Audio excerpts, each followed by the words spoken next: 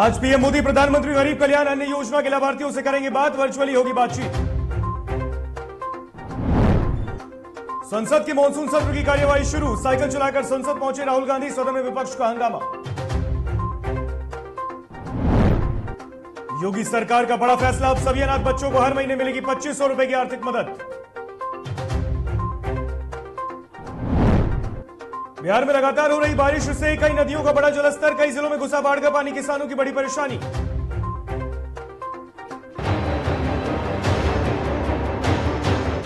नमस्कार, आप देख रहे हैं डीटीवी भारत और मैं हूं आपके साथ ऋतिक। खबरें विस्तार से।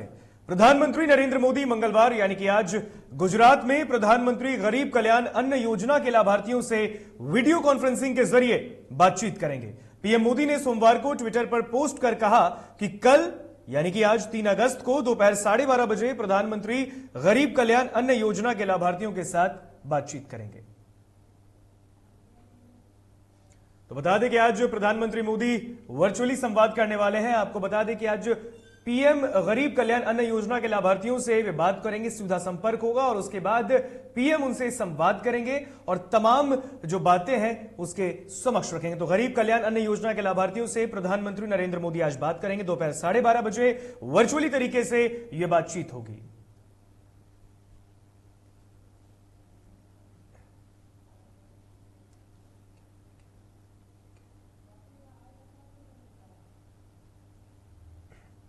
तो बता दें आपको कि आज गुजरात में प्रधानमंत्री गरीब कल्याण अन्न दाता योजना को लेकर वो संवाद करने वाले प्रधानमंत्री मोदी। आपको बता दें कि गरीब कल्याण अन्न योजना के लाभार्थियों से पीएम सीधा संपर्क करेंगे। इन दिनों प्रधानमंत्री मोदी वर्चुअली तरीके से तमाम योजनाओं की भी को लेकर लोगों से सीधा संपर्क कर रहे हैं और पीएम मोदी आज दोपहर 12:30 बजे गरीब कल्याण अन्न योजना के लाभार्थियों से बातचीत करेंगे। गुजरात में यह वर्चुअली संवाद वो करने वाले हैं। प्रधानमंत्री मोदी दिल्ली से सीधा वर्चुअली तरीके से बातचीत करेंगे।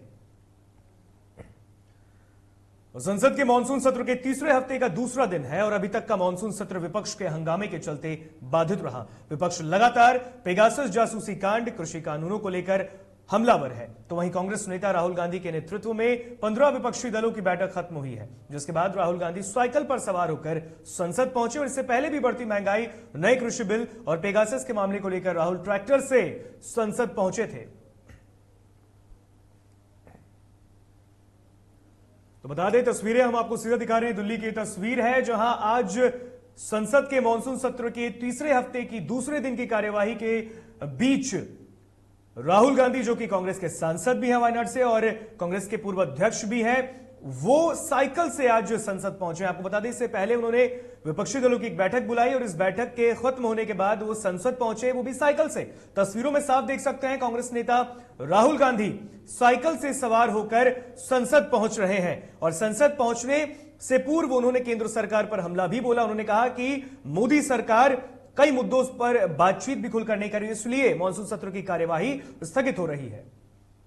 और वहीं यूपी की योगी सरकार ने प्रदेश के सभी अनाथ बच्चों को 2500 रुपए की आर्थिक मदद देने का ऐलान किया है। यानी कि सरकार कोविड-19 के चलते अनाथ हुए बच्चों के बाद ऐसे बच्चों को भी हर महीने 2500 रुपए देगी जो किसी भी कारण से माता पिता या अभिभावक को खो चुके हैं। योगी मंत्रिमंडल ने सोमवार को सरकार के इस प्रस्ताव को अनुमोदित किया है। राज्य सरकार ऐसे बच्चों को उत्तर प्रदेश मुख्यमंत्री बाल सेवा योजना के अंतर्गत 2500 रुपए की आर्थिक सहायता प्रदान करेगी और इस योजना के अंतर्गत पात्रता की श्रेणी में आने वाले परिवार के अधिकतम 2 बच्चों को प्रतिमाह प्रति बालक या फिर बालिका 2500 रुपए की सहायता धनराशि प्रदान की जाएगी। यह योजना 100% राज्य सरकार द्वारा वित्त पोषित है।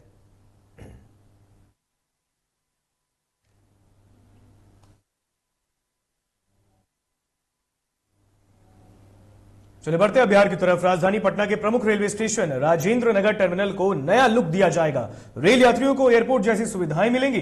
ऑटोमेटिक खुलने और बंद होने वाला एक्सेस कंट्रोल गेट लगाया जाएगा। स्टेशन पुनर्विकास योजना के तहत राजेंद्र नगर टर्मिनल को डेवलप करने की तैयारी शुरू हो गई है। पीपीपी मोड पर विकसित करने के लिए डीपीआर और स्टेशन का मॉडल भी बन रहा है। आपको बता दें कि पब्लिक प्राइवेट पार्टनरशिप परियोजना के तहत राजेंद्र नगर टर्मिनल को विकसित किया जाना है। तो बता दें आपको कि ये पटना का Rajendra Nagar terminal railway station है जिसे अब डेवलप करने की तैयारी में लग गए हैं लोग। आपको बता दें कि राजेंद्र नगर टर्मिनल को एक नया लुक दिया जाएगा जिसमें पीपी मोड पर विकसित करने की तैयारी है। आपको बता दें कि इसमें एयरपोर्ट का लुक देने की बात की जा रही है। एयरपोर्ट जैसी सुविधाएं इस रेलवे स्टेशन पर होगी, यानी कि राजधानी पटना का एक और प्रमुख स्टेशन है राजेंद्र नगर टर्मिनल, जिसे नया लुक दिया जा रहा है। इसके अंदर एयरपोर्ट जैसी सुविधाएं होंगी। जो एयरपोर्ट पर आपको सुविधाएं मिलती हैं, वैसी ही सुविधाएं राजेंद्र नगर टर्मिनल में आपको मिलेंगी। गया के छात्र अमन नागसेन का चीन में संदेहास्पद स्थिति में मौत हो गई, लेकिन अभी तक उसका पार्थिव शरीर भारत नहीं आया, जिसको लेकर उसके परिवार और जिलेवासियों ने शहर में कैंडल मार्च निकाला। इस दौरान मृतक के पिता ने विदेश में पढ़ने वाले भारतीय बच्चों की सुरक्षा पर सवाल खड़े किए। उन्होंने कहा कि इस घटना से भारत सरकार को सीख लेनी चाहिए। आपको बता दें कि भारतीय दूतावास से ईमेल के जरिए परिजनों को जानकारी दी गई है। साथ ही यह भी बताया गया कि कागजी कार्रवाई करने के बाद शव भारत भेजा जाएगा। मेल में सूचना मिला है कि मेरे बेटे की हत्या हुई है। अभी तक जो मुझे सूचना थी सिर्फ डेथ की थी, तो आज इंडियन एम्बेसी से मेरे मेल आया है कि मेरे पुत्र की हत्या की गई है। सारा दिलाना चाहिए तो जो भी सरकार के द्वारा दिया जाए और हम पार्थिव शरीर वापस लाए। मुझे मेरा भाई का पार्थिव शरीर जो है वो मुझे चाहिए। भारत सरकार की मदद के द्वारा हमारे घर तक पहुंचाया जाए। और दूसरी ये है कि जिसने भी ये काम किया है उसको कड़ी से कड़ी सजा दी जाए। भारत सरकार और चाइना सरकार दोनों मिल के उसको कड़ी से कड़ी सजा दी जाए। वहीं कटिहार मेयर शिवराज पासवान की हत्या पर पुलिसिया कार्रवाई को लेकर लोगों ने मृतक के आवास से कैंडल मार्च निकाला। इस दौरान लोगों ने जल्द ही आरोपियों की गिरफ्तारी की मांग की है। इस कैंडल मार्च में दिवंगत महापौर के परिजन के साथ बड़ी संख्या में लोग उपस्थित रहे। बता दें कि कटिहार में मेयर शिवराज पासवान की हत्या कर दी गई थी। दिन दहाड़े हत्या की गई, जिसके बाद राजनीतिक हस्तियों का, राजनीतिक जो नेता है उनका जमावड़ा कटिहार के मेयर के घर पर लगने लगा। आपको बता दें कि कटिहार जो कि बिहार के डिप्टी सीएम तारकिशोर प्रसाद का गृह जिला भी है, और इस गृह जिले में, डिप्टी सीएम के गृह जिले में मेयर की हत्या हो जाती है, लेकिन अब तक आरोपियों की गिरफ्तारी नहीं होती है। यह भी एक सवाल खड़े करता है। बिहार में जो सुशासन की सरकार है या नहीं, इस हत्याकांड से आप समझ सकते हैं। आपको बता दें कि जब विपक्ष भी कह रहा है कि जब मेयर की हत्या हो सकती है, महापौर की हत्या हो सकती है, आम आदमी कैसे सुरक्षित होगा। लगातार लोग ये मांग कर रहे हैं कि शिवराज पासवान जो कि कटिहार के मेयर थे, दिवंगत मेयर, उनकी जिन्होंने भी हत्या की है, उस आरोपियों को जल्द से जल्द गिरफ्तार किया जाए। इसको लेकर कैंडल मार्च भी निकाला गया है।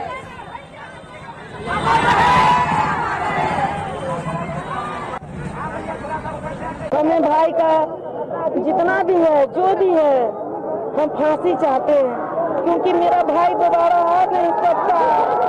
हमें फांसी चाहिए और कुछ नहीं चाहिए। सभी से मेरा विनती है कि खून के बदले खून होना चाहिए। भैया मेरे भाई को फांसी घूम रहा है। अब 2 बार हम देखे हैं, एक भाई जान मारा, दूसरा भाई सीना तान कर घूम रहा है। सब लोग को सजा मिले, बस मेरे अंकल को न्याय मिले और कुछ नहीं चाहते हम लोग, बस मेरे अंकल को न्याय मिले। सबका हाथ जोड़ के विनती है, मेरे अंकल को न्याय दिला दीजिए। और इस वक्त एक बड़ी खबर राजधानी पटना से आ रही है, जहां बिहार के मुख्यमंत्री नीतीश कुमार भ्रमण पर निकले हैं। आपको बता दें, पटना भ्रमण पर निकलेंगे अभी सीएम नीतीश। थोड़ी देर में सीएम नीतीश पटना के भ्रमण पर निकलेंगे। वो कोरोना की मौजूदा स्थिति को लेकर आज बाहर जाकर देखेंगे। बिहार सरकार के कई मंत्री भी सीएम आवास पहुंच चुके हैं। आपको बता दें, ये बड़ी खबर राजधानी पटना से सामने आ रही है। अशोक चौधरी और विजय चौधरी सीएम आवास पहुंच चुके हैं और आज पटना के भ्रमण पर निकलेंगे। बिहार के मुखिया नीतीश कुमार, पटना डीएम यानी कि चंद्रशेखर भी सीएम आवास पहुंच चुके हैं। ये बड़ी खबर राजधानी पटना से सामने आ रही है, जहां पटना भ्रमण पर सीएम नीतीश कुछ ही देर में निकलने वाले हैं। जो मौजूदा स्थिति है वैश्विक महामारी कोरोना की, उसको लेकर आज स्थितियों का जायजा लेंगे बिहार के मुख्यमंत्री नीतीश कुमार। बिहार सरकार के कई मंत्री सीएम आवास भी पहुंच चुके हैं। एक मार्ग स्थित मुख्यमंत्री आवास पहुंच गए हैं। अशोक चौधरी और विजय चौधरी सीएम आवास पहुंचकर वो उनसे मुलाकात भी कर रहे हैं और इस वक्त डीएम भी सीएम आवास पर पहुंचे हुए हैं। और इस पर अधिक जानकारी के लिए हमारे संवाददाता उत्कर्ष वहां मौजूद है, उनसे जानकारी लेंगे। उत्कर्ष, सीएम आवास पर पहुंचने का मंत्रियों का भी सिलसिला लगातार जारी है। पटना भ्रमण पर बड़े दिनों बाद सीएम नीतीश निकल रहे हैं।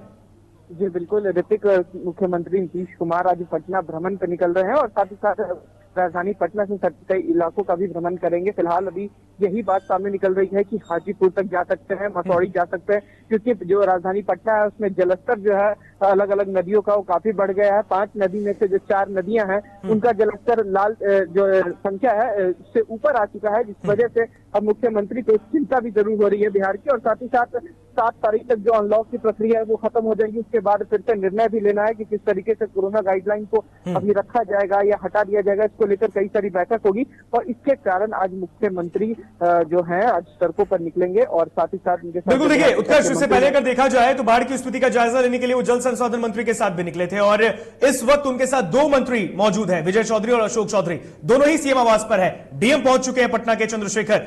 लग रहा है कि यह भ्रमण बहुत बड़ा होने वाला है क्योंकि वो बहुत पैनी नजर रखेंगे इस वक्त।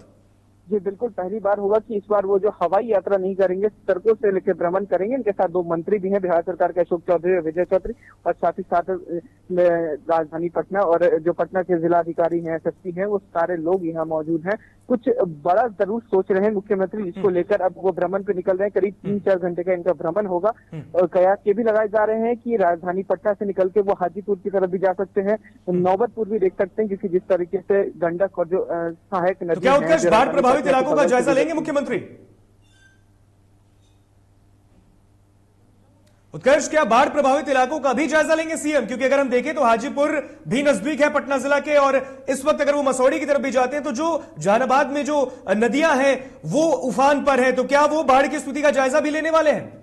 जी फिलहाल ऐसा कोई इनका कोई प्रोग्राम ऐसा नहीं बना है, लेकिन राजधानी पटना के अलग अलग इलाकों का जरूर भ्रमण करेंगे। कुछ नदियों का देखेंगे जलस्तर कितना बढ़ा है, लेकिन पटना बाहर से आगे नहीं निकलेंगे मुख्यमंत्री नीतीश कुमार। बिल्कुल उत्कर्ष, तमाम जानकारी के लिए बहुत बहुत शुक्रिया आपका। तो बड़ी खबर राजधानी पटना से सामने आ रही है, जहां पटना भ्रमण पर निकलेंगे कुछ ही देर में बिहार के मुख्यमंत्री नीतीश कुमार।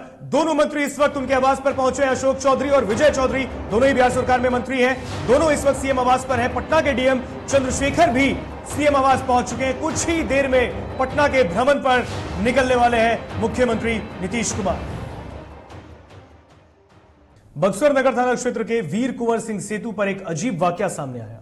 दरअसल 2 युवती आपस में दुपट्टे से हाथ बांधकर उफनती गंगा में कूद गई और इस दौरान पुल निर्माण में लगे लोगों ने तत्परता दिखाते हुए दोनों को नदी से बाहर निकाला, जिसके बाद एक की मौत हो गई जबकि दूसरे को सदर अस्पताल में भर्ती कराया गया है। दोनों युवती एक ही परिवार से हैं। इस घटना से परिजनों में कोहराम मच गया है, तो फिलहाल पुलिस मामले की जांच कर रही है। तो बता दें कि बक्सर में दोनों युवती नदी में कूद गई, जिसके बाद पुलिस ने दोनों को ही बाहर निकलवाया, लेकिन पता चला कि एक की मौत हो चुकी है नदी में डूबने से, तो दूसरी की हालत गंभीर है, जिसे आनंद फानन में अस्पताल में भर्ती कराया गया है, जहां उसका इलाज चल रहा है। वहीं उसकी स्थिति अभी स्थिर बताई जा रही है।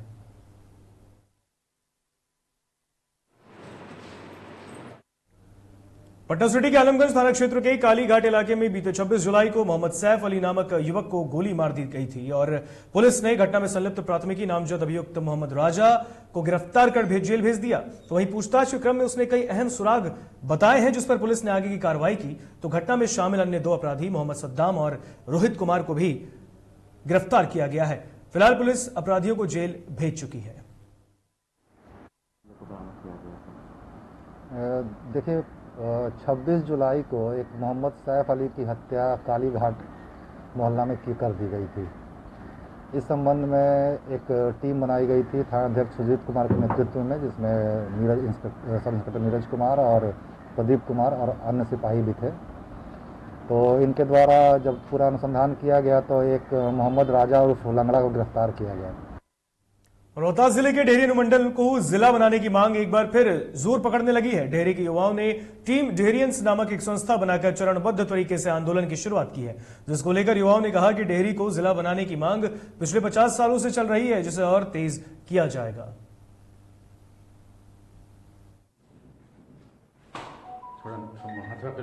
डेहरी ऑन सोन को जिला मुख्यालय बनाना चाहिए, जो कि ये डेहरी ऑन सोन जिला मुख्यालय बनने के सारे मानकों को पूरा करता है। बहुत पुरानी मांग रही है।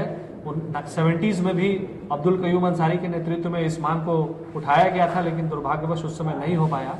लेकिन अब इस मुहिम को हम सब लोगों ने, हम सब युवाओं ने ये ठाना है, डेहरी की जनता ने ये ठाना है कि डेहरी को अब जिला बना। मुंगेर के मझगांव गांव में पिछले दिनों हुए चोरी की घटना का पुलिस ने उद्भेदन किया है। पुलिस ने त्वरित कार्रवाई करते हुए इस घटना में शामिल अपराधियों को चोरी के मोबाइल और सामान के साथ गिरफ्तार किया। अनुमंडल पुलिस पदाधिकारी तारापुर पंकज कुमार ने इसके बारे में जानकारी दी है।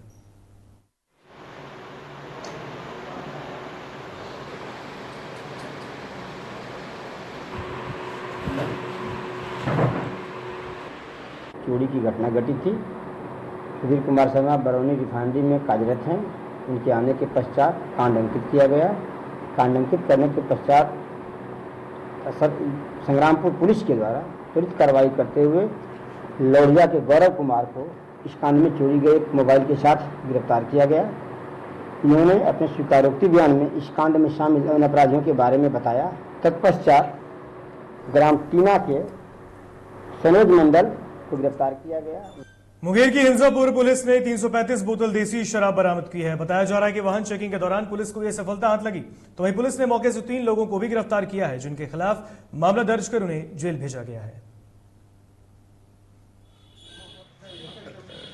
बता दें कि ये मुंगेर का पूरा मामला है, जहां पर पुलिस को सफलता वाहन चेकिंग के दौरान मिली है। बताया जा रहा है कि करीबन 335 बोतल देसी शराब को बरामद किया गया है और लगातार बिहार में पूर्ण रूप से शराबबंदी के दावे अब फिसड्डी साबित हो रहे हैं। अब देख सकते हैं हर दिन हर जिले से कहीं ना कहीं शराब तस्करी का मामला सामने आ रहा है। अभी भी शराब तस्कर धड़ल्ले से प्रदेश में सूबे में शराब की तस्करी कर रहे हैं। ताजा मामला मुंगेर का है, जहां पर वाहन चेकिंग के दौरान पुलिस को बड़ी सफलता हाथ लगी है।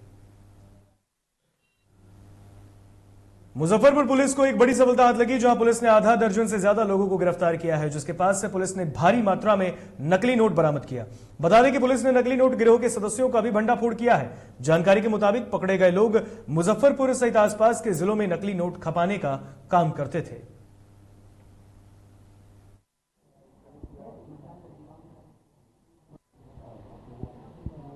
एक सूचना मिली कि एक लग्जरी गाड़ी से मोतिहारी जिला से कुछ लोग नकली नोट लेकर के मुजफ्फरपुर जिला में प्रवेश करने वाले हैं। इस सूचना के आलोक में वरीय पुलिस अधीक्षक महोदय द्वारा एएसपी वेस्ट इमरान मसूद के नेतृत्व में एक टीम का गठन किया गया। इस टीम में मोतीपुर थाना अध्यक्ष एवं वहाँ के अन्य पुलिस पदाधिकारी एवं कर्मी सम्मिलित थे।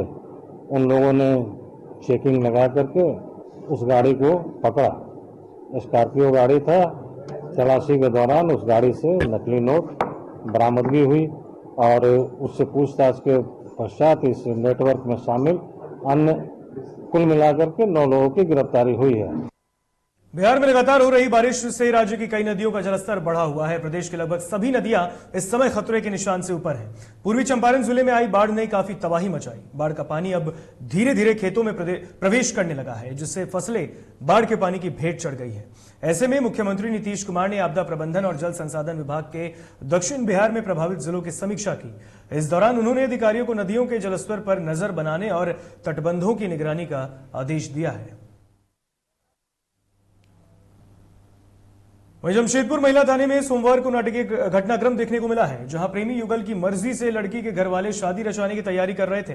पंडित भी पूरी तैयारी में पहुंचे कि तभी पूरे घटनाक्रम का क्लाइमेक्स ही चेंज हो गया और अचानक लड़के के परिजन वहां आ धमके और शादी का विरोध शुरू कर दिया। लड़के की मां हंगामा करते करते बेहोश होकर ही थाने में गिर गई, जिसके बाद अस्पताल उन्हें ले जाया गया। वहीं घर वालों के आक्रोश को देखते हुए दूल्हा बना पिंटू, उसके सर से ही प्रेम का भूत उतर गया और उसने शादी से इनकार कर दिया। तो वहीं प्रेमिका ने प्रेमी पिंटू पर यौन शोषण का आरोप लगाया है। फिलहाल पुलिस ने युवक को हवालात में डाल दिया है और मामले की जांच कर रही है।